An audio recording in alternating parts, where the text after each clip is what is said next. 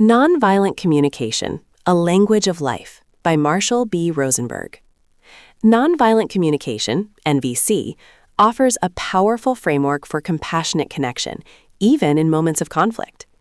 It addresses the problem of miscommunication and blame by guiding individuals to express themselves honestly and listen empathetically. Rosenberg's method helps us identify our observations, feelings, needs, and requests, fostering mutual understanding and collaborative solutions. This approach transforms relationships, moving away from judgment and towards genuine human connection. Now, let's go through some pairs of questions and answers to understand the core ideas of the book. First, distinguish objective observations from subjective interpretations to avoid judgment and foster understanding. NVC emphasizes stating what you see or hear without mixing in evaluations or judgments. For example, instead of "you are lazy," state "I see you haven't started the report." This helps prevent defensiveness and creates a common ground for dialogue, focusing on concrete actions rather than perceived character flaws, thus promoting clearer communication. Second, clearly identify and express your feelings without confusing them with thoughts or evaluations. Feelings are internal states like joy, sadness, fear, or anger, not judgments like "I feel manipulated" or "I feel ignored." NVC encourages using "I feel" emotion rather than "I feel that" thought. This distinction is crucial for authentic self-expression and for others to connect with your humanity rather than react to a perceived accusation, deepening empathy. Third, connect your feelings to universal human needs, understanding that needs drive all human behavior. NVC posits that all human actions are attempts to meet universal needs, such as connection, safety, autonomy, or meaning. When we feel unpleasant emotions, it often signals an unmet need. Pleasant emotions signal met needs. Identifying the underlying need behind a feeling helps us move beyond blame and judgment to a deeper understanding of ourselves and others, fostering compassion. Fourth, formulate clear, actionable requests that are positive, specific, and present moment focused. Requests in NVC are not demands, but invitations for others to contribute to your well-being. They should be positive, "What do you want?" rather than negative, "What don't you want?" Specific, "Would you be willing to tell me what you heard me say?" rather than vague, and actionable in the present. This clarity increases the likelihood of needs being met and avoids misunderstandings. Fifth, practice empathy by connecting with others' feelings and needs, even when their words are hostile. Empathy is the cornerstone of NVC, involving listening with your whole being to discern the feelings and needs alive in another person, regardless of how they express themselves. Instead of hearing criticism, try to hear the pain and unmet needs behind their words. This act of empathetic listening disarms defensiveness and builds bridges of understanding, fostering connection. Sixth, understand that the purpose of NVC is to foster compassionate connection, not to win arguments. NVC is not a technique for manipulation or getting your way, but a language designed to create mutual understanding and cooperation. Its primary goal is to establish a quality of connection where everyone's needs are considered and valued. Shifting focus from right-wrong to needs-based dialogue transforms interactions from adversarial to collaborative, building stronger relationships. Seventh, recognize language that alienates life, e.g., moralistic judgments, demands, and transform it. Rosenberg identifies certain forms of communication that block compassion, such as moralistic judgments, "you are bad," making comparisons, denying responsibility, "I had to," and demanding obedience. These life-alienating forms of language create guilt, shame, and resentment. NVC helps us translate these into expressions of feelings and needs, fostering connection instead of division. Eighth, understand that others' actions are stimuli, not the cause of your feelings.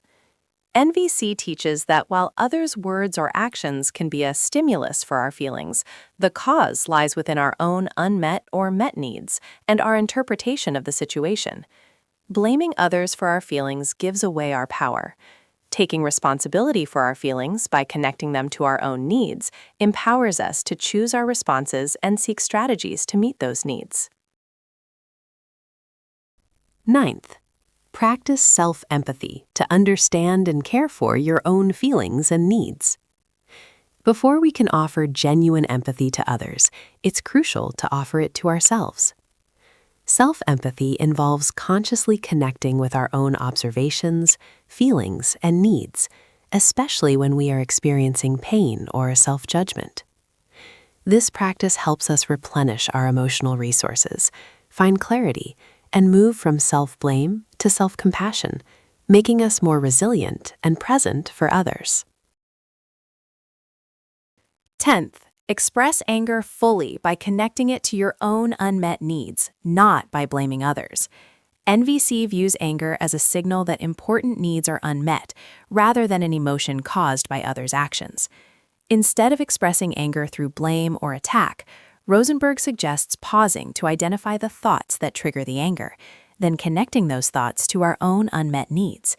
This allows for powerful, constructive expression that communicates vulnerability and needs, leading to resolution. 11th, hear no as an expression of the other person's unmet needs, not a rejection. When someone says no to our request, NVC encourages us to hear it as an expression of their own current feelings and unmet needs, rather than a personal rejection or refusal to cooperate. This perspective shifts us from feeling hurt or angry to curiosity and empathy. We can then inquire about what needs are preventing them from saying yes, opening a path for alternative solutions. 12th, liberate yourself from the tyranny of shoulds and musts that foster guilt and obligation. NVC helps us identify and challenge the internal and external shoulds and musts that often drive our actions out of a sense of duty, guilt, or fear. When we act from obligation, we diminish our joy and autonomy. By connecting our actions to our conscious choice to meet a need, either our own or another's, we reclaim our power and experience true freedom and willingness. 13th, recognize and express gratitude as a celebration of life and needs met. Gratitude in NVC is more than just saying thank you. It involves expressing what action someone took, what feelings arose in you as a result, and what needs of yours were met by their action. This specific form of gratitude helps others understand the positive impact of their contributions, encourages future cooperation, and deepens connection by highlighting shared humanity and well-being. 14th, use protective force to prevent harm without resorting to punishment or blame. In situations where immediate action is required to prevent harm, NVC acknowledges the need for protective force. However, this force is applied with the intention to protect, not to punish, blame, or moralize. The goal is always to restore connection and meet needs once safety is established. This distinction is crucial for maintaining a compassionate mindset, even in challenging circumstances, avoiding escalation of conflict. 15th, the dance of NVC involves both honest self-expression and empathetic reception. NVC is not a one-way street. It's an interactive process, a dance between two people. It involves both speaking our truth, expressing observations, feelings, needs, requests, and listening deeply to another's truth, receiving their observations, feelings, needs, requests. This dynamic interplay fosters mutual understanding and ensures that both parties feel heard and valued, leading to solutions that serve everyone. 16th, transform enemy images by seeking the humanity and needs behind perceived aggression. When we label others as enemies, bad, or evil, we create a barrier to connection and understanding. NVC encourages us to look beyond these labels and seek to understand the human feelings and unmet needs that drive their behavior, even when their actions are painful or harmful. This transformation of enemy images allows for the possibility of empathy and peaceful resolution. 17th, embrace the power of choice and responsibility for your feelings and actions. A core tenet of NVC is the empowerment that comes from recognizing our choice in how we respond to situations. Instead of saying, "You made me angry," we learn to say, "I feel angry because my need for respect is unmet." This shift from external causation to internal responsibility allows us to reclaim our power and actively seek strategies to meet our needs, fostering autonomy and personal agency. 18th, the quality of connection is more important than the content of the conversation. NVC emphasizes that true understanding and resolution stem from a compassionate connection between individuals, not merely the exchange of information or arguments. When a genuine connection is established, even difficult topics can be discussed constructively. Conversely, without connection, even simple disagreements can escalate. Prioritizing connection ensures that dialogue remains open and productive. 19th, differentiate between punishment and natural consequences when guiding behavior. Punishment aims to make someone suffer for their actions, often leading to resentment and rebellion. NVC advocates for guiding behavior through understanding natural consequences and focusing on needs. Instead of, "You're grounded for hitting your sister," consider, "When you hit your sister, I feel worried because my need for safety is unmet. I want to find a way for you both to feel safe." This approach fosters learning and responsibility.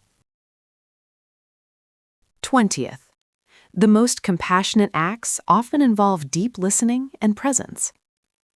Sometimes the most profound contribution we can make to another person's well-being is simply to be present and listen empathetically without offering advice, reassurance, or judgment. This deep listening allows the other person to feel heard and understood, creating a safe space for them to process their own feelings and needs. It's an act of profound respect and connection that can be incredibly healing. 21.